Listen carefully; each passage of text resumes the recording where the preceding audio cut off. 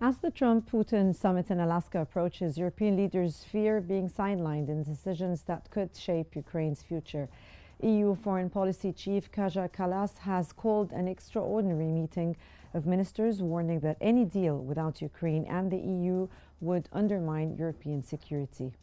Kiev insists it must be at the table, rejecting proposals that could freeze the current front lines and legitimize Russia's territorial gains. Meanwhile, the agenda in Brussels also turns to Gaza, where the Israeli occupation armies plans a full invasion of the Strip despite mounting international condemnation. Will the EU manage to assert its influence in the US-Russia talks? And will a united stance on Gaza and Ukraine strengthen Europe's voice on the world stage? And I'm Salma Al-Fi'i, and welcome to In Depth.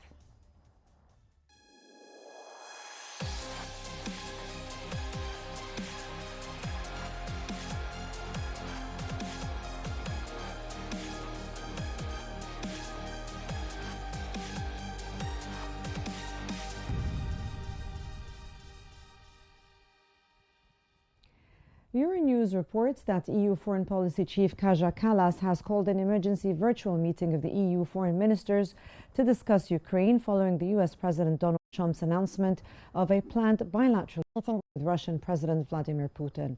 Kallas stressed that any US-Russia deal must include Ukraine and the EU, warning that excluding them would undermine peace and European security. She reiterated that all annexed Ukrainian territories belong to Ukraine under international law and cautioned against settlements that could embolden future aggression.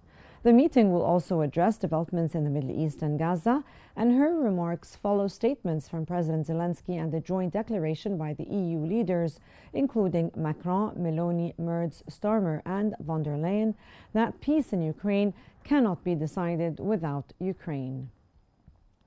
The push comes as reports emerge of a Russian ceasefire proposal and a Ukrainian-European counteroffer presented to top the US officials in London.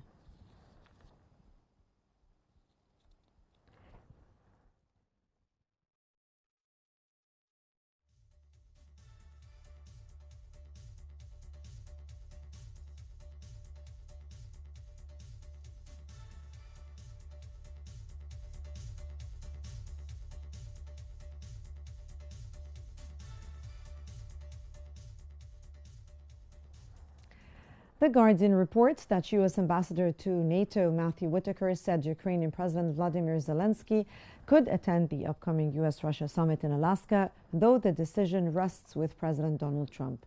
European leaders, including German Chancellor Friedrich Merz, warned against any deal made over the heads of Europeans and Ukrainians, insisting Kiev must be part of the peace talks. EU Foreign Policy Chief Kaja Kallas stressed that any US-Russia agreement must include Ukraine and the EU for the sake of European security. US Vice President J.D. Vance suggested a Trump-Putin meeting might precede any Zelensky involvement, citing logistical challenges.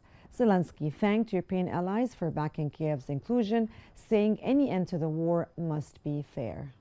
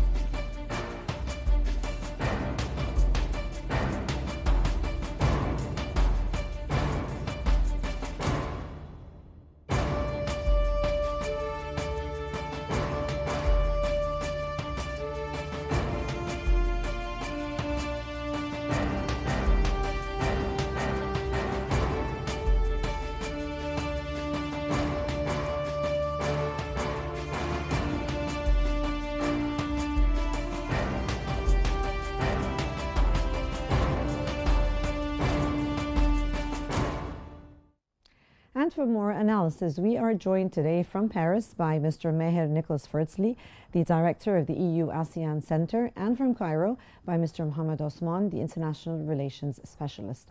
Welcome, gentlemen, and thank you so much for joining me today. Let me start with Mr. Osman. Kaja Kallas stressed that any U.S. agreement must include the EU and Ukraine. How can Europe, sir, make sure it is not sidelined in these talks, given the significance of a meeting between Trump and Putin? And what are you expecting from this ministerial meeting? Thank you for having me, Selma. Greetings to you and to your honorable guest, and to the dear audience, of course. The short and direct answer to your question is that there are no guarantees that the Europeans will not be sidelined. If anything, they are actively being sidelined by both Washington and Moscow in this process. It seems that the United States is not eager to include many other stakeholders in the negotiations with the Russian side in order not to complicate and to reach what the United States sees as a settlement that is suitable for their vision, and that is at least freezing the conflict in Ukraine. Even if they are not able to achieve a sustainable peace, then maybe they can stop the hostilities so that they can stop the bleeding of U.S. resources in the Ukrainian conflict and divert them elsewhere. President Trump is running a foreign policy on a mandate of spreading peace, or so he claims. His record in this regard over the past 8 months has been far from pristine. It's very questionable. The results of his policies are rather very negative. He had failed to achieve peace in Ukraine or the Middle East, for example, the hottest conflict spots on the planet at the moment. So it seems he is eager to push forward some sort of negotiations with the Russians.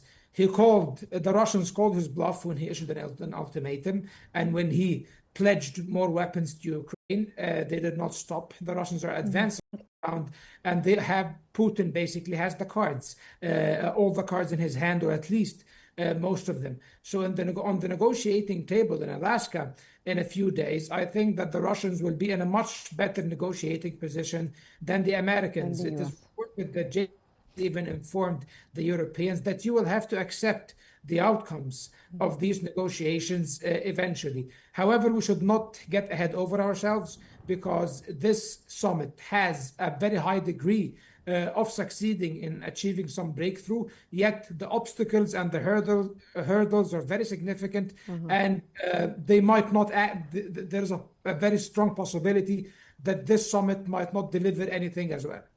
Like what obstacles, for example, Mr. Mohammed? Obstacles because the Russians are now putting forward maximalist demands. Reportedly, Witkov, who's turned out to be a very lousy negotiator, whether in the Middle East or in the Ukraine-Russia conflict, misunderstood what President Putin told them in the previous meeting they had. President Putin told them the Ukrainians have to withdraw from all the annexed Ukrainian oblasts, the four of them, Donetsk, Lugansk, Zaporozhye, and Kherson. Witkov misunderstood that and went to the Americans telling them, oh, the Russians are ready to withdraw from two of those oblasts. Apparently, there was a misinterpretation of Putin's words. The Russians told them, no, we're telling you that the Ukrainians have to get out, no NATO membership, and also the downsizing of Ukraine's military capabilities. If the Russians insist on that, and they will insist on that most probably, the Americans will have only two choices: either to acquiesce to these demands and basically throw Ukraine and Europe under the bus, or disagree with them and continue this conflict in perpetuity. So there are very, very strong obstacles, but of course we do not know what's in Trump's mind, and no one can predict what he might do to the Russians. Mr. Ferdsley, the Alaska Trump-Putin meeting could reshape the security balance in Europe. How do you think can the EU strengthen its influence ahead of such high-level talks, in your opinion? Well, quite frankly, I think the European Union's options are very limited.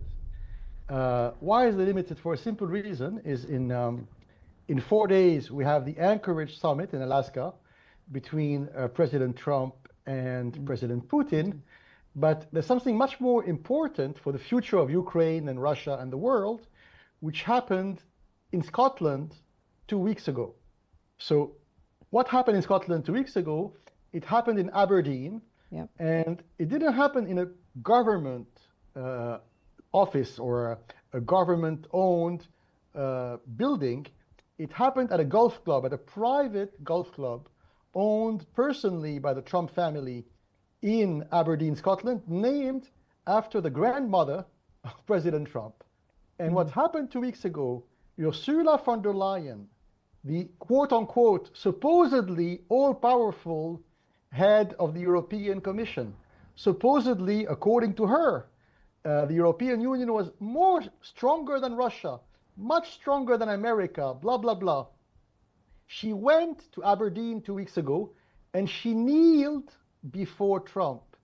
And so she made enormous economic, financial, military, industrial concessions in just half an hour. Okay. And Trump came out of the Aberdeen summit as the winner. And so after that, it went downhill. It went downhill for Europe because in that sort of geopolitical, geo-economic balance of power, it became clear to the world, including to China and Russia, that Europe was not what it claimed. It is not a superpower. And so they yielded to Trump. Something very interesting. Today, who is meeting in downtown Brussels, the seat of the EU Commission and the European Council? Foreign ministers. So you have 7 or 8 foreign ministers who flew to Brussels today. What does it tell you? Foreign ministers are 1 or 2 notches below presidents, prime ministers, etc. So the level, the rank of the people meeting in Brussels today is a mid-level rank. What is it telling us? It's not an important meeting. Mr. Osman, the EU statement reiterated that international borders must not be changed by force. How should the EU approach the issue of territorial gains, given that the US seems to be lenient with the Russian demands regarding the annexed territories? First of all, I would like to fully agree with what Mr. Frisley has said, and I really admire his choice of words and his very descriptive approach of what transpired between the Americans and the European, or Ursula von der Leyen and Trump. And when it comes to the idea of the territorial integrity of the Ukrainians and the Europeans making noise about it, of course, in principle, they are entitled to speak about this. They are entitled to speak of the unity of Ukrainian territories, international law, territorial integrity of Ukraine. You know, it all rhymes with international law, but the newsflash, international law does not matter anymore. We are not in a rules-based order anymore. Arguably, we were never really in a rules-based order. Rules and laws were made to be obeyed by the weak and applied by the strong. The Europeans finally are now realizing that they are not the power they thought they were. They were mistreated by the Americans.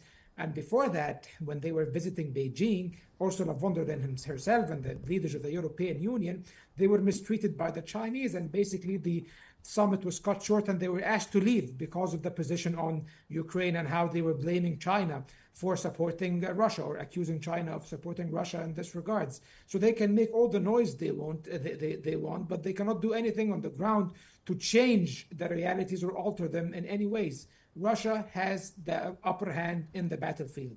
Russia has persevered, and it took in all the sanctions and absorbed them, and they managed to survive and actually win this war on the battlefield.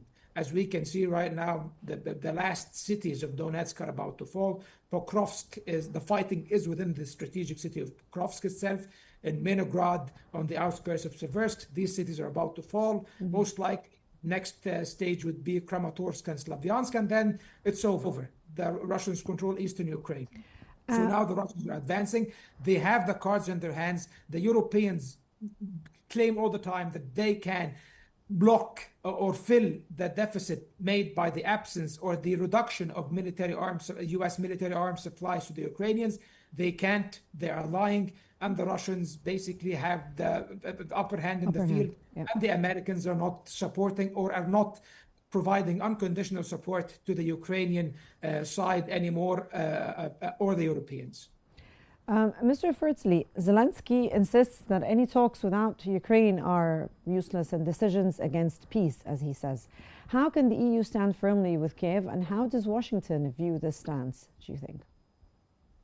Well, actually, you know, when Zelensky speaks and when Ursula von der Leyen or Emmanuel Macron speak, they speak from the same page. So actually, they're reading the same talking points. So it's not like the Ukrainians are recommending something to the Germans or the French are telling something to the Ukrainians. It's not true.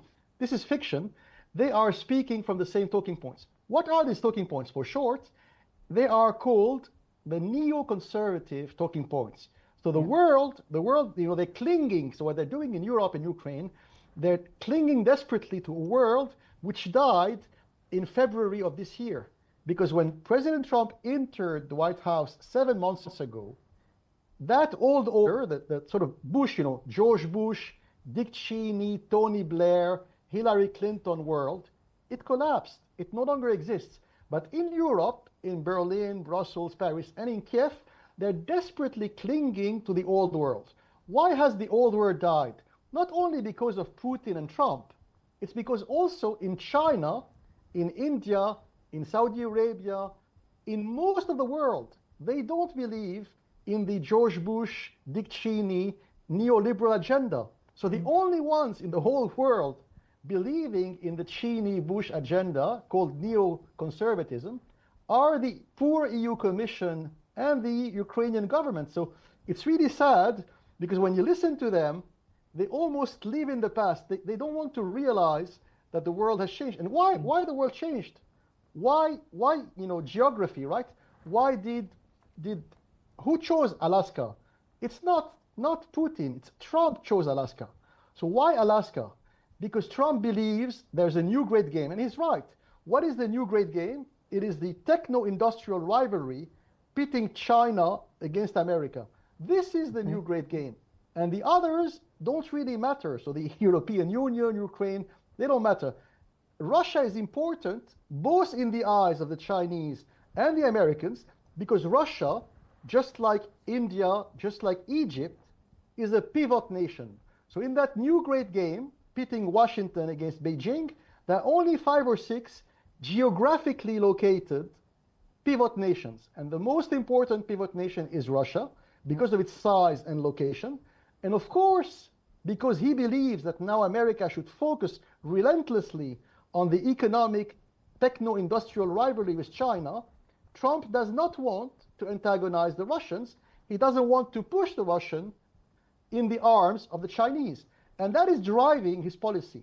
But the problem is the Europeans and the Ukrainians refuse to see reality.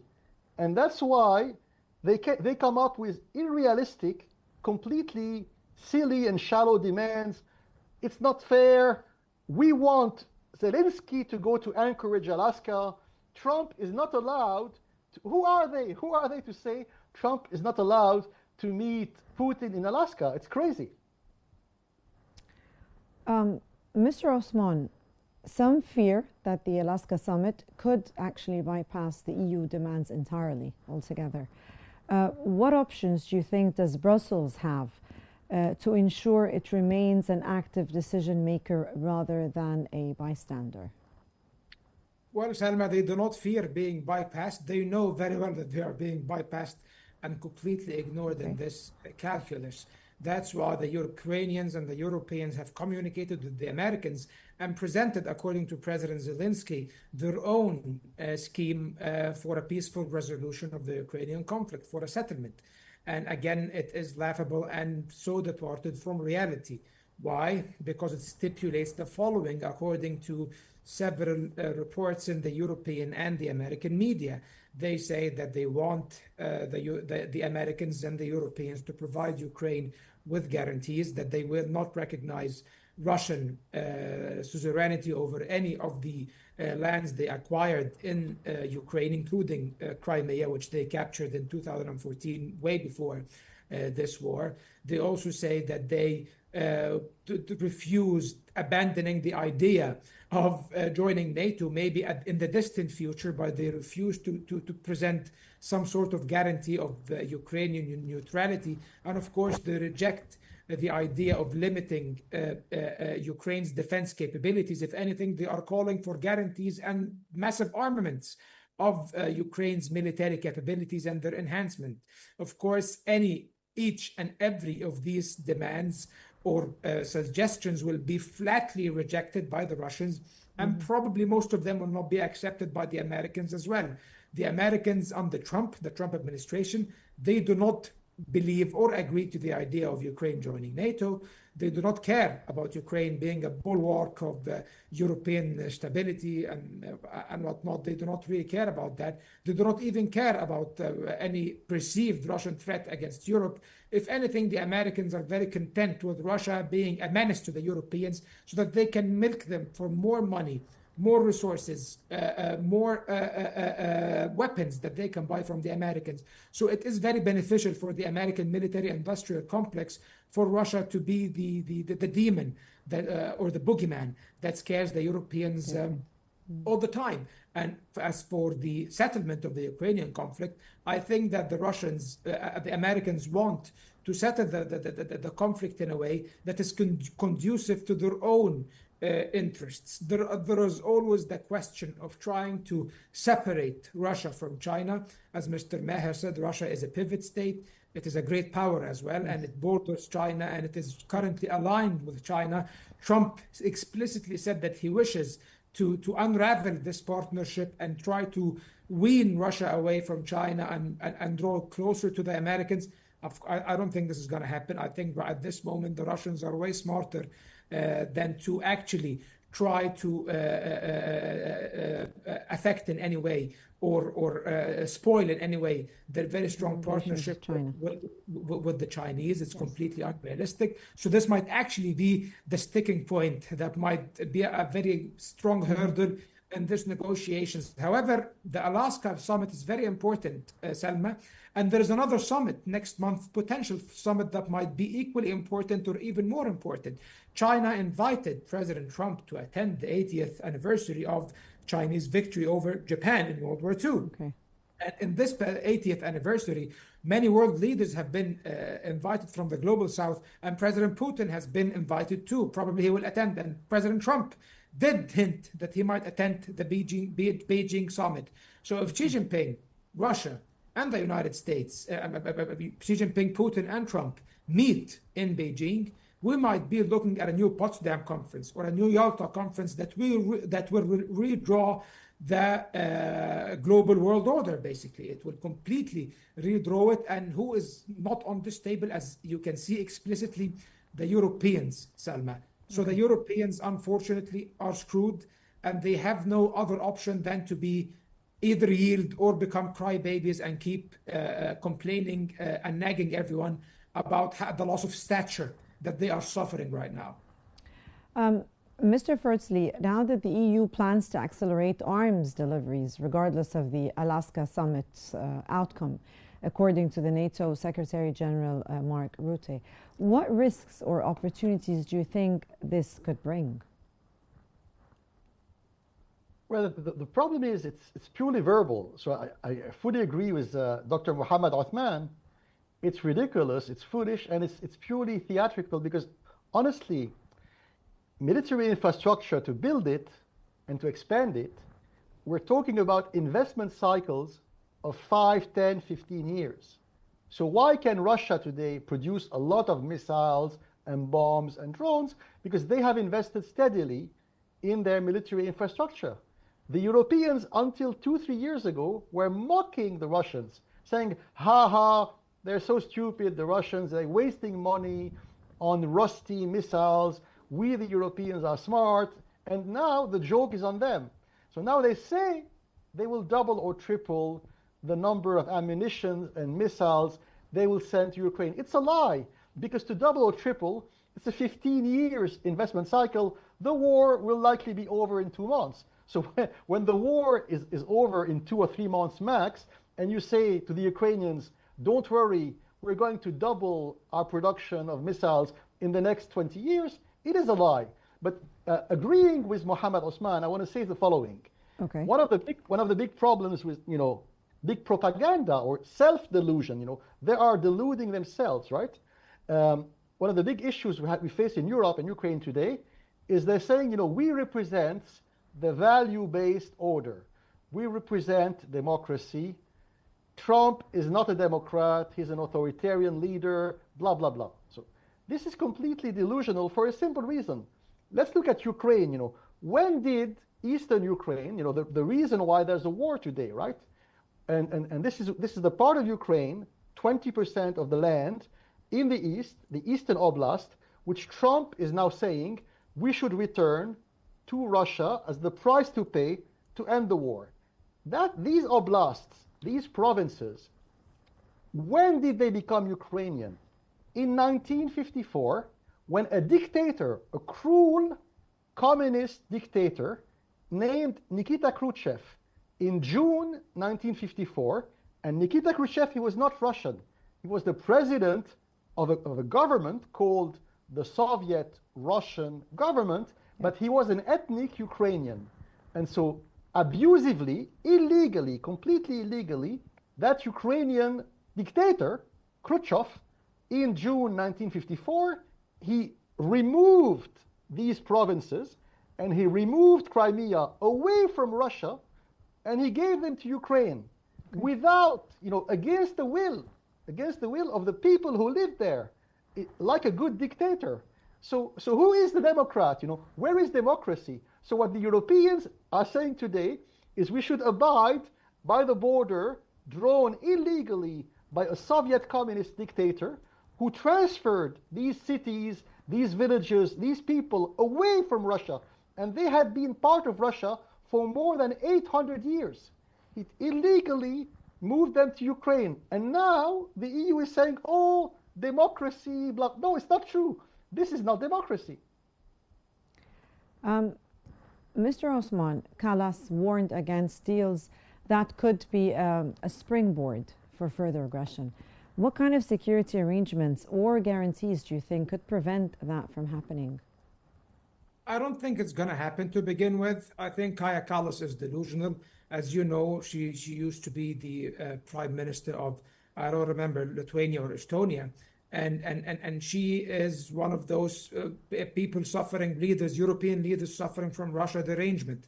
Of course, the Baltic states suffered under the yoke of the Russians, whether under the Tsars or under the Soviet Union, for centuries. And even when they were briefly independent for a few years, they were reoccupied by the Soviet Union in the mid-20th century. So I do understand what she fears. But now these countries are members of NATO, the North Atlantic Treaty Organization, which is a military alliance that has a clause in its charter about collective defense. Russia would never dare attack a NATO country, not Poland, not Estonia, not Latvia, not Lithuania. This is nonsense. These are pure lies that the Europeans are spreading. It's basically a campaign of fear-mongering to convince their voters that they are in danger so that they would vote for them and support their policies that call for the escalation with Russia. I don't think this is true. I don't think that this reflects reality. Russia would never attack a NATO country.